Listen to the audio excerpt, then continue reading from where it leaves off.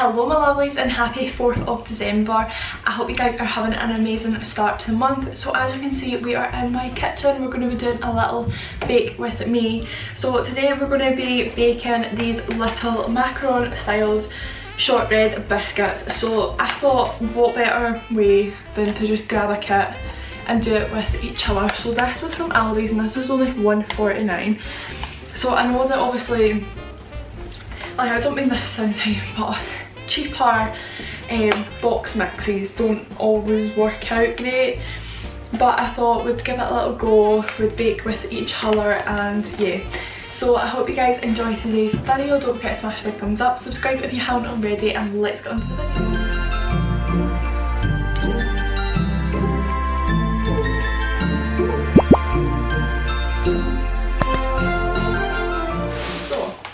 Let's see what this says. So it says line a baking tray with baking paper. I'll need to do that now. And empty the shortbread sachet into a mixing bowl. Do we need to preheat the oven first? Yes. 180 degrees. Great start. Could you imagine if I forgot? That would be not good. Let's put this on at 180 degrees. The tray's in the middle. So I've preheated that. These only take 12 minutes to bake. They probably take longer to cool, to be honest, than they do to bake. So I'm going to see. I like to take. Oh, I found a little tray. So we have our shortbread mix, our icing, and our little sugar sprinkles. So I'm going to put the icing and sugar sprinkles just underneath where you guys are. That's quite cute that it came in a tray. I've never had one that came in a tray, but we've got the shortbread mixture here. I'm going to put this back in, and I will sit this up here so I can sit and read it. So taking my bowl, I'm just taking this lovely little Pyrex dish, and I'm just going to take the shortbread mixture and dump it in the bowl. So it just says empty the shortbread sachet into a mixing bowl, add the chilled unsalted butter. Well, that's good because I haven't put the butter out of the fridge yet. Pro baker. I'm not sure if I'm a little bit close to you guys. I'm just going to leave this on here and we'll see. So I'll pop that on there.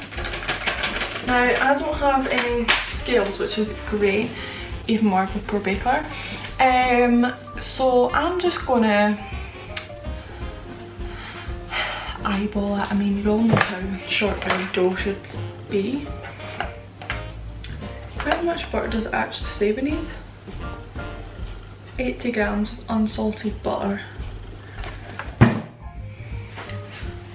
Butter math. So I just have this Flora butter here. We normally have Lure Pack, but we went to the shops to get more butter because we ran out. They didn't have any Lure Pack, so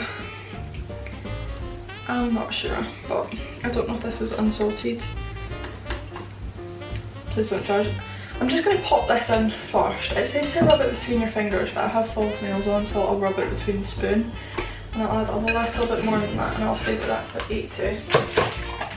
But I'll keep that there in case. And I'm just going to squash this. Like squash the flour mixture into the butter, or the butter into the mixture, I don't know. But it has the same effect, so if you don't want to get your hands minging, you can do this. Also, I've got false nails on and I don't want a buttery shortbread mixture in between my nails. But yeah, I'm just doing this. This will probably take forever. It probably is quicker to do it with your fingers, but I don't think anyone wants mixture that's been in my nails either. I mean, my hands are clean, but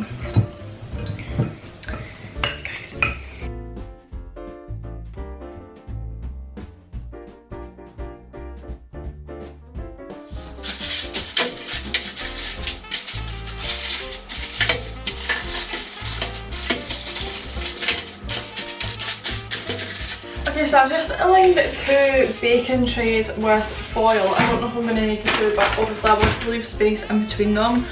But because it's foil, they might still stick. So I'm just going to put a little bit of butter over the foil, literally the tiniest bit, just so that I'll be able to get them off once they are cooked and obviously cooled. I would have popped them straight on the tin, but I just thought I just prefer to line everything and then like kind of grease that all off. I don't know, it's just personal preference. I just think that they have it a little bit better because I don't bake a massive amount of anything. I don't even know if you can hear me because I'm making such a racket. But yeah, I don't bake a lot of the time. I love baking though. Like, I'm surprised I haven't done a bake with me before. I've just lined that one with a little bit of butter. You can like barely see that, but there. And then I'm going to do the same with the other one. I don't even know if I'll need two, but I don't want to not have two lines. So taking my lovely pile of dough, I'm just going to, I suppose I could try and roll it again, but I don't think that's going to work. I'm just going to grab a decent amount. Now this says it's supposed to make 12 because obviously we need to need to put them on top of each other so they're like macarons, so they really do need to be even. But I'm just going to roll them into balls and then I'm just going to set them aside. Now I'm not going to put them in the tray just yet because if they are the wrong size or they're not all even or I don't have enough or whatever, then it would be easier just to fix it rather than having to peel it off the butter. But yeah, I haven't baked in so long. I feel like I've never had time to bake because I'm literally just so busy, but I absolutely love baking so much, and when I'm doing it it's like I could just like not stop. I could just bake loads in one go. So yeah, I absolutely love it. Okay, so my camera cut out there just because I've been filming too long, but I've rolled them out. I've only got 5 out of mine, but that's just because obviously I don't want them to be too small, so I've made them more that size. And I've put them into like ball shapes. I'm just then going to flatten it slightly and rounding it more to make more of like a disc shape. And then I'm going to pop those on my tray. So I think I'm just going to use the 2 trays to be honest, just since I've lined them anyway. But yeah, I'm just going to make them into like disc shapes, make them quite even throughout, like the thickness, and then pop them on here. I don't know if I've made that one too flat or I've made the other one too thick. So how do we all feel? How do we feel like, if you've been watching Our Celebrity, which you probably have been, how do we feel at the final tonight? I am so sad. I absolutely love it. It's one of my favourite TV programmes ever. Like, that and Love Island is just a bit of me. And the cycling last night was just amazing. I absolutely love that. It's my favourite part of it. I would absolutely love, like, comment down below, tell me down below, would you do I'm a Celebrity? Like, be honest, would you do it? I would absolutely love to do it. Like, you don't even need to pay me money to do it. I'll do it. I think it'd be such an amazing experience, and yeah, I think you would meet so many amazing, great people and just really enjoy it. So now that I've put those on the trays like so, and the same with the other one, I'm going to pop them in the oven for 12 minutes or so. I'm going to put my oven down because it's like so annoying. So I'm putting my oven down at 125, but it takes so long to cool down that it would be fine. But it's just because they will just burn as soon as I pop them in here. So if I start putting it down, it'll start to cool down a little bit. So I'm going to actually pop this tray a little bit higher. Kind of like talking to myself. Love that really. Put that tray a little bit higher so the 2 of them are cooking in the middle. And then pop a timer in the middle on for 10 minutes, and then I'll pop it on for 2, I'll never just put it on for the what it says. I'll always put it on for less. Like if I'm baking a cake and it's been for half an hour, I'll put it in for like 20 minutes and I'm going to check it, just because my oven is so annoying. But I'm going to let those bake. I'm going to wash up, tidy up, and then I will be back with you probably when they come out and when they cool. I don't know if there's a point in really showing you guys when they come straight out, because they'll just look the same once they cool. So I'll come back to you once they've come out, once they've cooled down, and we are ready to make the icing. And okay, so it's a little bit later now, but my cookies have cooled and I've just popped them on this plate. They are a little bit, let's say, brown around the edges, but I did say that my oven was a pain, and I don't know what's happened to this one. I think when I took them out and swapped the trays, so the two of them were getting a good amount of, or getting the same, cooked on the same levels. I think I've went and squashed it with my oven glove, but it's fine. You know, we are not on the bake off here. Can you imagine if I was? That would be crazy. Oh, I get it. This tray is used to roll them in. Roll the biscuits and the sprinkles. So we're going to make the icing, and we just need some butter and milk for this. You can use water as well, but it really thins it down, as the milk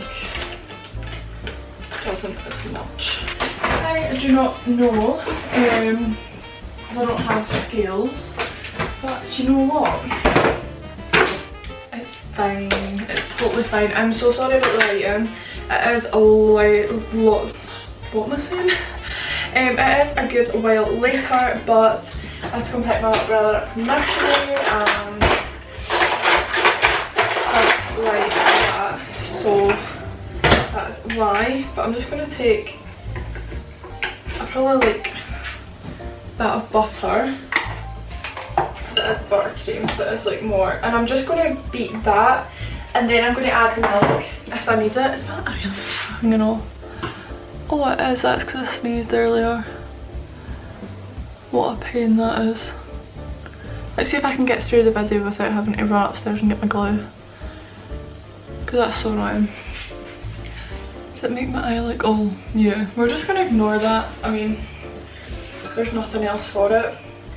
But I'm just going to mix this all in, and then I'll add the milk as I need it, because I feel like if you add too much, like obviously with it being a packet mix rather than making it from scratch, you're kind of like, I say playing on thin ice, but I just mean like there's no room for a mistake, there's no room for you to have made buttercream too thin, or for you to have made the cake mix too runny. Like there's no room for that, because everything's there. Like unless you go and buy your packet mix and then you buy like additional icing sugar or additional flour, then you don't really have room for error.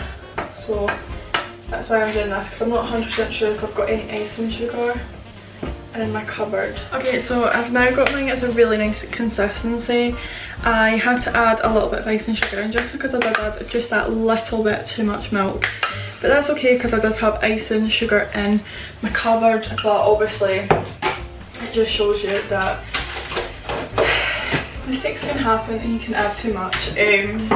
But yeah, obviously that was easily fixed. I added a little bit more icing powder, icing sugar, whatever you want to call it. But as I said, if you don't have any, then it's kind of, you're left with a really, really thin consistency of buttercream, which you don't want. So I'm just going to take a last mix, make sure that it's all even and I don't have any lumps or bumps of powder or excess butter. It's nice and smooth. It tastes so good. I'm going to just take a little knife and spread it. Never going to look like the box, but that's okay. We accept that, we get on with that, and that's completely fine. So I'm gonna, I say pair them up. I'm gonna pair them up with rough sizes. Would be quite good.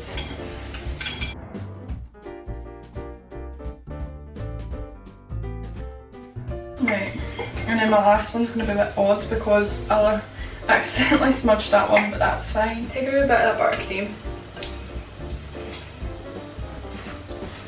I'm just going to spread it on the cookie. Like, I'm not going to make it extremely thick, but thick enough that you'll be able to see that they're sandwiched together.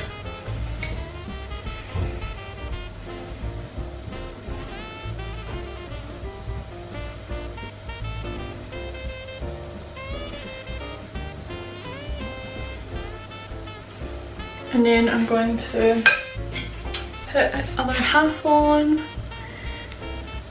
it a little squish down, yay! And then I don't know if it's going to work, but I'm going to pop these sprinkles in the little tray.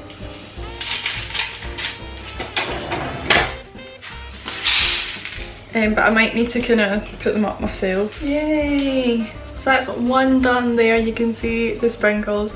Obviously not a piece of art, but it tastes good and that's all that matters. So I just realised my lipstick is coming off because I ate that icing, but I'm going to go and do this with the rest of them and then I'll be back to the finished result. So here is the completed cookies. Obviously, as I said, they're not a work of art, but I done my best and I'm sure they taste good.